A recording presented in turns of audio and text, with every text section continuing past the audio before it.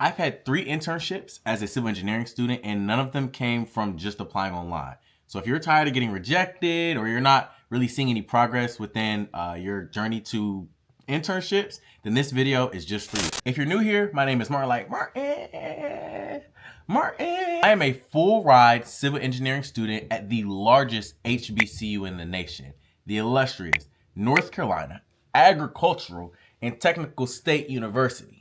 I've had 3 different internships over my experience being in college, and so I wanted to let you all know exactly what worked for me. Different roles, different companies, different experiences in different parts of the country, especially if you feel like you don't have some leg up in the world. This video is for anyone who wants an internship, applying, getting ghosted, or feel like what they're doing just isn't working, especially the students who feel like they're qualified on paper but aren't just landing the interview. So let's get into it. All right. The biggest lie that most students tend to believe when applying to internships is 1, it's all about your GPA, and 2, it's about applying early. Companies are not just hiring the best applicant. They're hiring the applicant that they remember the most. Because you can hire anybody for a job. You can teach anyone anything. That's if you're teachable, and that's a whole other discussion. But you can pretty much teach anyone anything. But are you memorable? Because you're in a pool full of a million applicants. Here's how I actually got my internships. Step 1, get in front of real people. No internship that I've got started with an application. It started with a conversation. Your university for surely has a career fair. And if your university doesn't have a career fair, then I don't know why you're going there. Career fair is probably one of the biggest opportunities for you to land the internship. Before the career fair even happens, you need to look up what companies are going to be there. And even if you're a freshman, sophomore, it doesn't matter. Don't panel based off of what class you're in. You need to be looking at every company regardless. You need to be doing some type of research on the companies that are there so that you know who you're talking to, what they're looking for. So look for their buzzwords. See if their company has a company culture. You need to kind of structure what you say around that. I know that this can be challenging depending on if you're trying to go to this company. I know that. That's why you're gonna have a pencil and pad. You're gonna have your notes already ready for the company so you can just list it off.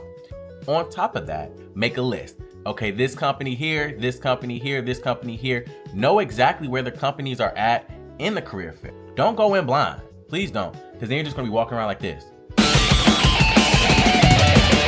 Okay, you happen to run into something, which has happened and can work.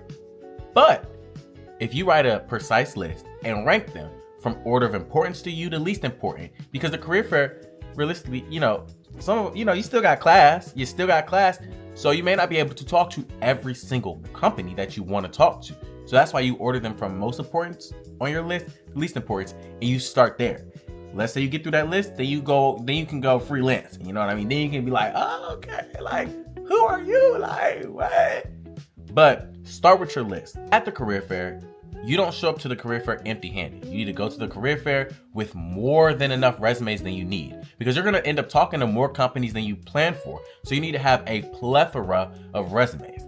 I printed out so many resumes. McNair, which is our engineering building, was tired of me. But you need to be prepared at all times. Your elevator pitch should not be long. State who you are, state your experience that matters, and state what you want. And then tell them what you're looking for. You have to tell them what you're looking for and go from there. When you talk to a recruiter at the career fair or anyone in general, you need to have a very strong elevator pitch. In addition to an elevator pitch, you need to have eye contact. Even if eye contact is very awkward for you, because I know somebody talking to you looking at you like this. I know that can be awkward. I know that this is awkward, but eye contact will go a long way. You need to have a firm handshake. You need to talk with your chest up. You don't need to be talking like this. Slow down. Hold your composure. And speak confidently. You know who you are. You know what I mean? Know who you are. And know what is meant for you will be for you. And you need to talk to everyone like you have that energy. Any conversation that you have to ask questions. As much as they are there to know you, you are there to know them. No, you don't need to be loyal to no company. You know what I mean? You're there to learn. All of my internships came from, again, speaking in front of people. My freshman year, the company that I wanted to intern for, they had a luncheon. And so I was able to go to the luncheon and I made my presence known. I talked to everybody. I connected to everybody on LinkedIn, which we'll get to, but go to the info sessions. Even if you don't feel like it, I know that sometimes, hey, Nugget, hey. But even if you don't feel like it, go to the info sessions. You'll get more information about the company and the company can see you in a more intimate light, especially at career fairs where it'd be like, you want to kind of get in those intimate settings. My second internship, my second year, it was an info session. The company had a info session, kind of about what the company was. Made my presence known, became memorable. And lastly, my junior year, I attended a career fair for my last internship. And I got my internship through there. That person connected me to their boss and I was able to give them my resume and I secured the internship that way. Get your LinkedIn up. If you don't have a LinkedIn presence already, you need to get one. And two, you need to use it. You need to connect with everybody. I'm not saying that you need to be on LinkedIn like Instagram, but you need to be on LinkedIn like Instagram and reach out. Reach out to recruiters, reach out to the alumni, reach out to people at your school that have already worked for the company. You have no idea the connect that they have. Even if they can't connect you, they have valuable experience because internships are going to teach you about what you like. My first internship, I hated it. But we'll discuss that in another video. Step 2, be memorable, not perfect. I feel like a lot of people try to be extremely perfect when they talk to these people. And yes, I understand it's pressure. It is pressure. It's natural pressure. But your goal is to not be perfect. It's to be memorable. You don't need to say the smartest thing and you don't need to know everything. You need to say something that is real. They need to see that you are showing up as your authentic self and that you are passionate.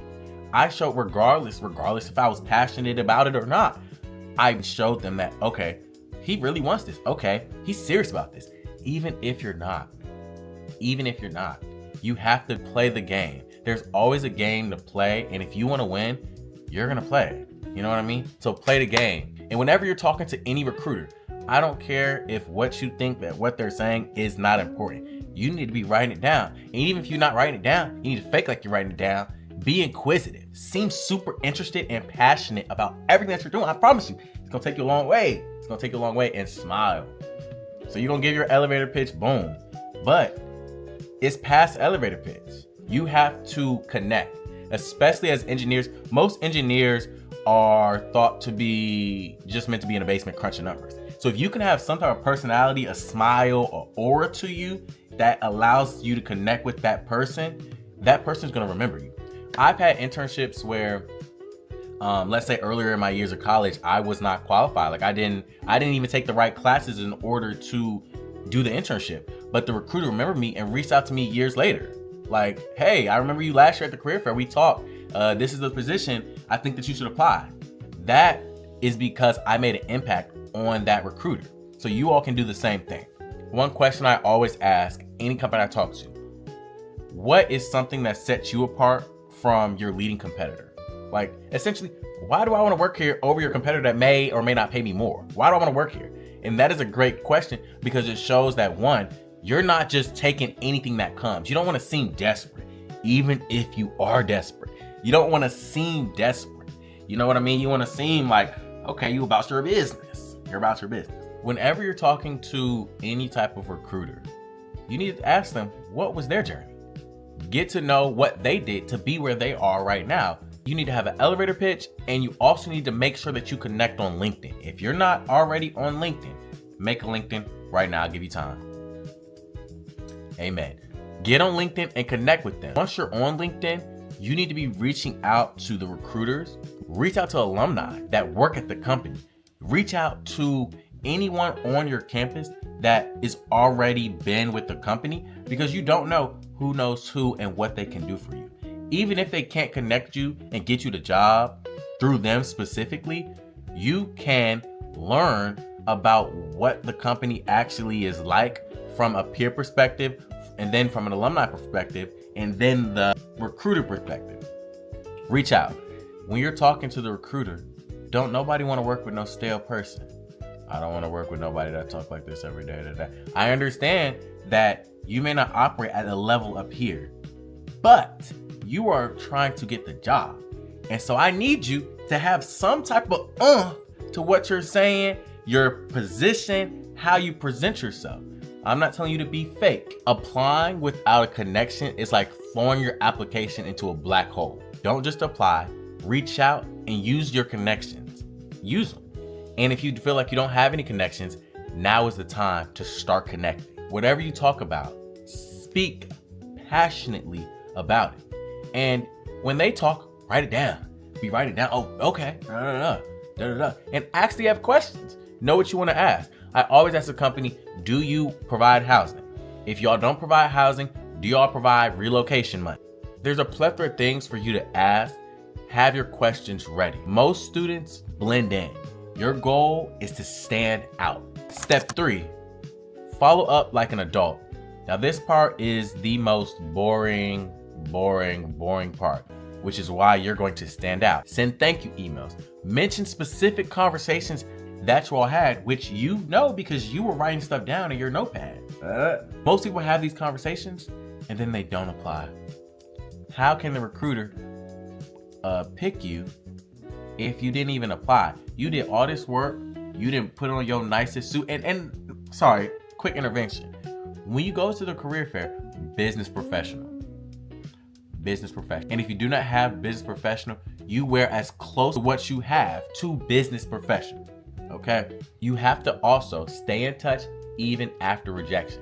I told you all, I was reached out to by a few different people after being rejected by a few different companies. Now at that point, I had moved on to bigger and better, but having that connection will open your doors later on that you may not even know that you're gonna walk through. Let me tell you what matters more than your GPA. Again, I'm not saying that your GPA doesn't matter, but it's not a deciding factor. What matters is how you communicate. Please smile, even if you're not happy to be there. Smile. Yes, I'm so interested. I mean, not like that, but you know what I mean. Smile. Do not put on a stale face. 2, your attitude. Have a positive attitude. I don't want to work with nobody that's negative. Neither do they. Neither do you.